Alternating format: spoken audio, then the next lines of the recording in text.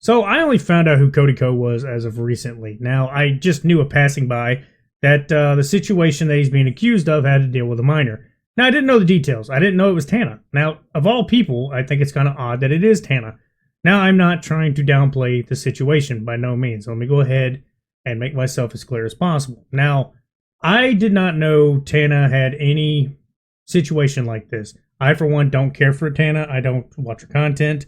I'm not here to bash her. I'm not here to say that, she's a terrible person. She's made mistakes, and the only reason why I even know of her was because of iDubbbz and one of his content cops, back when I actually was subbed to him and watched his type of content. But basically, I only found out of Cody Co because I think Charlie covered it. Well, he was more covering the coverage that somebody by name D'Angelo actually did, which was actually a pretty well put together video. But I will state this, and I say this every time an allegation comes up. Everybody needs to wait to make sure that you're looking at all of the basically evidence or things being presented to formulate your opinion. Please do. Now, I'm on the side that he is probably guilty of this. I'm not saying he is, but I am on the side that he probably done this. An innocent man has nothing to hide, and apparently he is deleting a lot of comments, stuff to do with Reddit, stuff to also do with his YouTube channel. Now, I went and looked at the comments. I don't see anything deleted at the moment. But it does look suspicious as if things were deleted probably from at least roughly less than 24 hours ago and beyond. Someone has been alleging for years now that you, one of the largest commentary creators on YouTube, knowingly committed a crime against her when she was a minor. But YouTubers and viewers alike are ignoring and discrediting these allegations solely because the person making them happens to be an unlikable woman online, Tana Mongeau. Now, the unfortunate truth is, yeah, I can see that because I heard nothing about this. If it wasn't for Charlie, I wouldn't have known. I don't know who D'Angelo is. I actually don't watch his content. Never heard of it. And he's one of the first people I've seen that's pretty much broke into this. And you know that people are ignoring this because nobody is working harder to bury this story than you. And you're getting away with it because commentary YouTube has a serious problem. I can't blame any of your viewers or my viewers for not hearing about this because you've done such a good job hiding it up until now that I only found out about it recently. And it keeps almost hitting the mainstream, like with this Rolling Stone article or this H3 podcast discussion. But the reason it hasn't caught on yet, despite all of this, is that none of your friends, nobody on your level, nobody in the commentary niche with enough pull is willing to admit that this situation makes you look terrible. I'm not here to accuse you of committing a crime in this video because I can't do that based on someone else's allegations. Nobody can definitively take these allegations as proof, but at the same time, they should still be looked at and not treated as an open secret and swept under the rug like you've been doing for so many years now. So let's take a closer look. We both know that Tana Mongeau is a YouTube personality with a history of lies, controversy, and genuinely problematic behavior that's become so entangled with her brand that her podcast is called Cancelled with Tana Mongeau. And speaking of this podcast, about a month ago, she hosted a live episode in front of an audience, and the conversation turned to you. Who's the smallest you've ever had sex with? Oh my God, no one look at me, Cody Co. I can say that. I was literally 17, I can say that. Now, that just goes to show he was roughly 25 when he done this. 25 and 17 is quite a bit different. That's 8 years. Now, in the bigger numbers, that wouldn't be a big deal. 30 and 38, 40 and 48, even, 40 and 50. But you're talking about 17 and 25. Those are the type of numbers Wings of Redemption is okay with.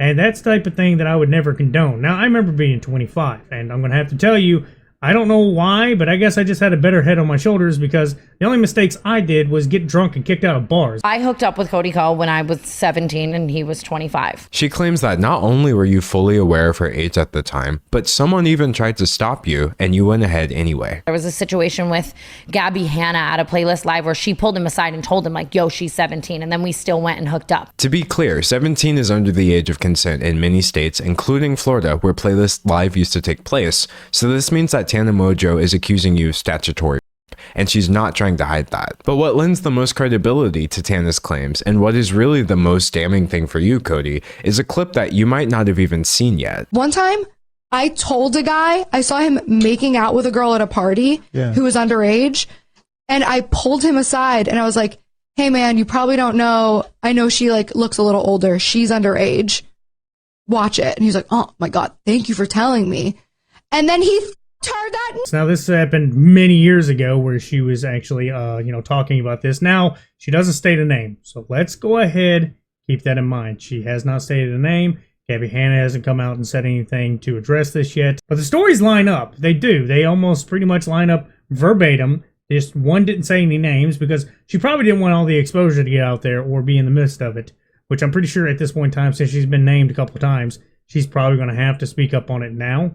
And at the time of this recording, I didn't see that she spoke up on anything of it. Now, a lot of this that's become an issue is the fact that he has not addressed any of it. He has been hiding behind all this. So at the moment, he hasn't addressed it either. There's no Twitter. There's no YouTube videos, no apologies, no ukuleles, no sing-alongs, no nothing at the moment to even try to address this or maybe make it understood that there was a misunderstanding at any point in time. And honestly, it gets worse. It gets absolutely worse because if you don't know, usually the company you keep is the type of person you are. I don't know if you know this, but a lot of women, if you hang out with other women that are painters, you're probably into painting. Or if you're into sleeping around, you're probably sleeping around. The people I hang out with play video games and hunt. I probably do the same thing. Guess what? Play video games and hunt. There's small little niche things that you may do that your buddy doesn't do. But at the same time, usually if you're grouped together, you're doing the one activity you all like to do together. And I'd be damned if this guy did not hang out with people that were also very disturbing and also still hang out with them while kind of denouncing them, not verbally by the way, but kind of taking them out of their videos while still being the bestest of buddies with them. Not many people know that you've already lost fans over an eerily similar topic. You used to frequently feature and promote your college friend Colby Leachman in your videos until it came out that during your school days, Leachman's university put him on probation for, as a United States District Judge would later put it, the non-consensual videotaping of a sex act with another student, showing the video to other people, lying to the police about the video, and behaving horribly to that individual and at least one other woman. To make matters worse, the woman in the video also alleged that Leachman drugged her before the recording and that she hadn't actually consented to anything at all. So let's recap. He was 25. He was going after a 17-year-old, got warned she was 17, made his mistake and could have walked away, decided not to walk away, went through with it, and now years later, it's going to bite him in the ass.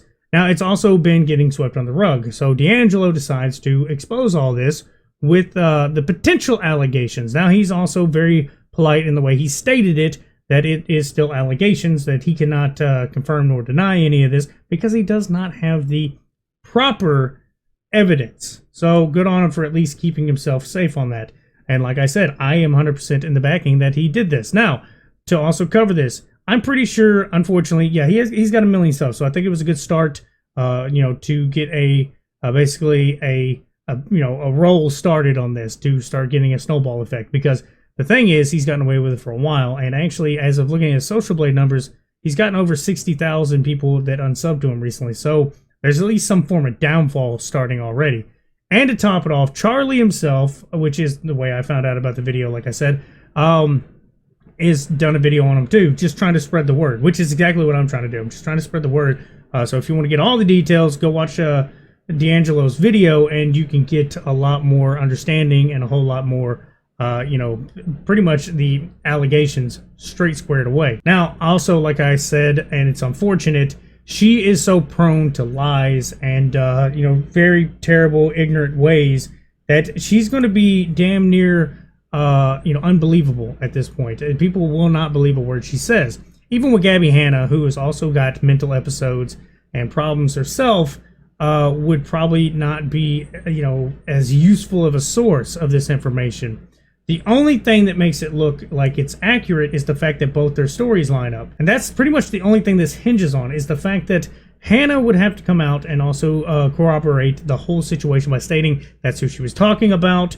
But here's where everything lies. If you've actually watched the whole video, this is where my point would be, what kind of really, really muddies it up and makes him look like he's guilty. Like I said, an innocent man will not hide anything. Unfortunately, he has been deleting stuff. Now, like I said, I went through and I started looking through his comments. His comments were fairly new. Now, this video itself is not, it's new, but it's not today new. It is literally 2 days old as of me recording this, 2 days old.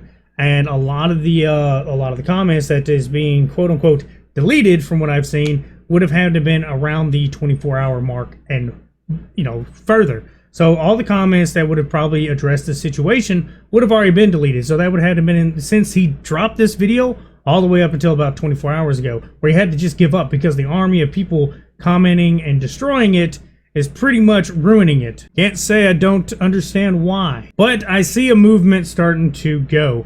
His dislike ratios are starting to increase from being just probably a few hundred, maybe a few thousand, to roughly 26,000 on his most recent video, along with the 59,000 likes. So he's starting to pick up on the dislikes. It's looking like things are starting to not work in his favor. But yeah, this is kind of just irritating me. It seems like more and more influencers are getting exposed for liking minors, talking to minors, or anything of the sort.